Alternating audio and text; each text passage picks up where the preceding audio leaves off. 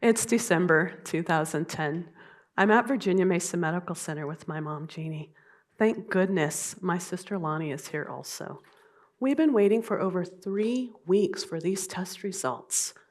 Mom doesn't understand how serious this is. Lonnie and I both know the implications.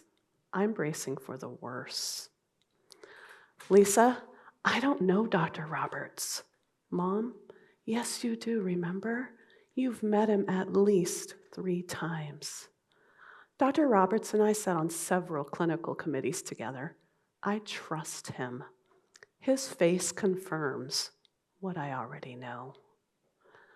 Mrs. Pumphrey, you have Huntington's disease. Oh shit. There is no cure. What are we going to do? I'm a clinical professional. I've got this. I'm going to be prepared for whatever comes our way. Fast forward 6 months, I'm president of the Washington State chapter of the Huntington's Disease Society of America. I'm even training for my first ever triathlon. I don't swim.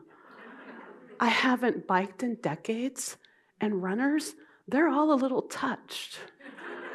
For me, it's all about the fundraising. Mom's living with Lonnie and her young family. I'm finishing up a long ride when Lonnie calls. Lisa, meet me at the hospital. I can't do this anymore. I've promised Mom I'd never move her into one of those homes.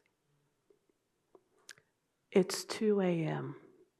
Hello, Lee. I'm so sorry. I won't be at work today. I have to move my mom. 4 a.m. Sleep is not my friend. I eat a banana. I can be out for a run by 5. 7 a.m. I'm eating the finest hospital oatmeal with butter and brown sugar. 11 a.m. I'm signing admission papers to St. Anne's Rehab. I missed work 2 more times that week moving Mom. At work, I'm rolling out logistical plans for 3 new clinics. I missed 2 deadlines and 3 meetings. Do I need to step down? I've worked so hard to get here. I moved Mom 2 more times within 8 months. Why is this such a challenge? I just need her to be safe and happy. Today, my oldest nephew, Tyrell, is getting married. When I arrive, Mom is ready to go. The nurses put her in my car and her wheelchair in the trunk. I park in the furthest row from the venue. No one's going to see me struggle. While lowering Mom into the chair, it rolls away. I forgot to lock the damn brake. At the reception, Mom is blissfully happy. I'm too tired to even dance. That night, in my mirror, I don't recognize the face staring back at me. 2 weeks after launching our 3 new clinics, I resign. 2 months pass, I'm at the beautiful Waikoloa Beach Resort. It's the day of my triathlon. My numbers 925 are stenciled in black. My group starts, and by the end of the first swim turn, I am throwing up. On my bike ride, I'm swerving all over the place.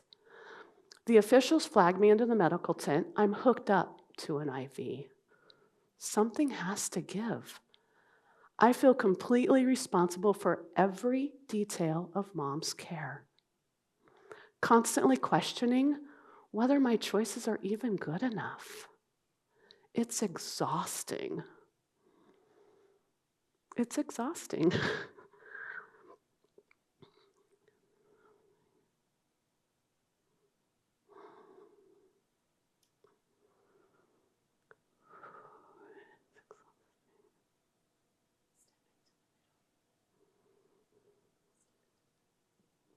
Sorry. It's exhausting. Something has to change. Little by little, I begin to take small steps. I no longer visit from dawn to dark, and I'm beginning to trust the care staff. On the weekdays, I leave after Mom eats dinner.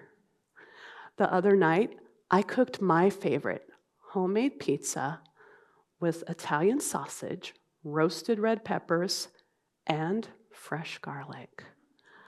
I even read through Running Magazine. Who does that?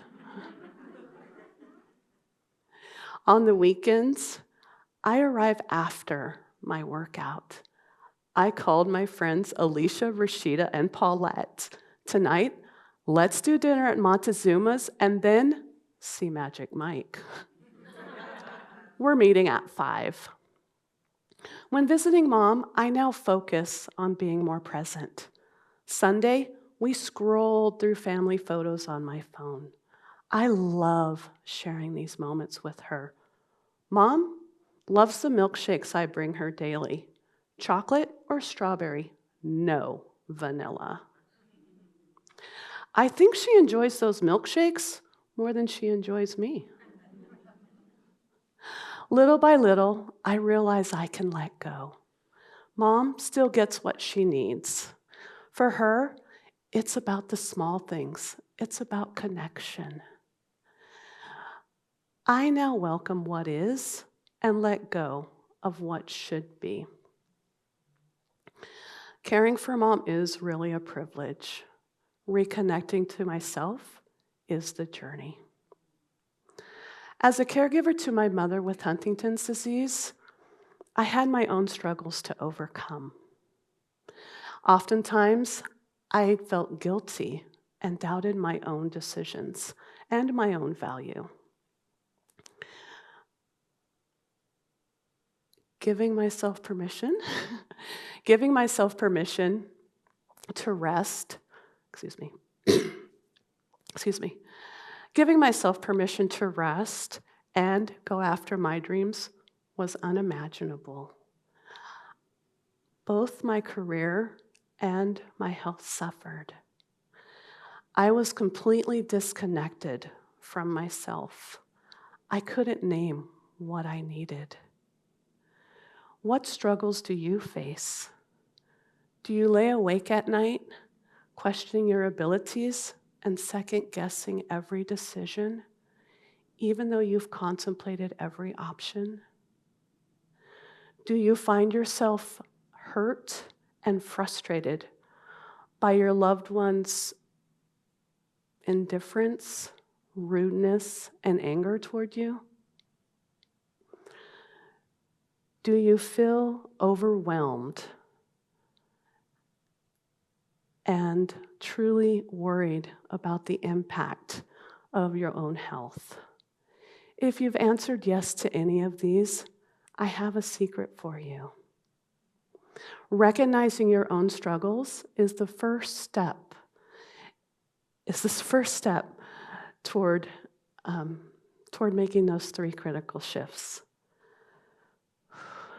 The 3 critical shifts will allow you to gain certainty in both yourself and your decisions, will allow you to embrace and commit to your own self-care, and will also help to create a more synergistic relationship between you and your loved one. Now, let's get into those 3 critical shifts. Critical shift number 1 is acceptance of the role.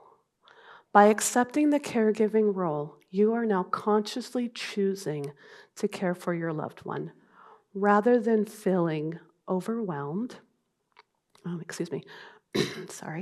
Rather than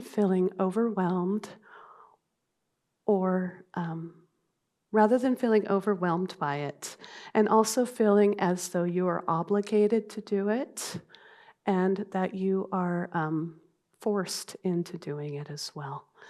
Critical shift number 2 is radical self-trust.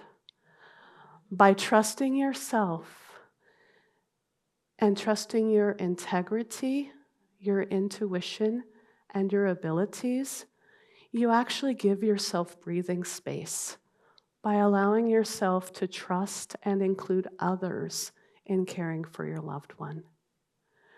Critical shift number 3 is committing to your own self-care. As caregivers, we give and we care so much about others that we forget ourselves. Truth is, self-care is mandatory in order to maintain your own sanity, your relationships, and most important, your own health and well-being. Can you feel the power of these critical shifts on their own and the magnitude of them intertwined? Caregiving forces us to face our own fragilities. I help caregivers reclaim their own identity, balance, and joy while navigating a difficult life journey without any further overwhelm or guilt. Thank you.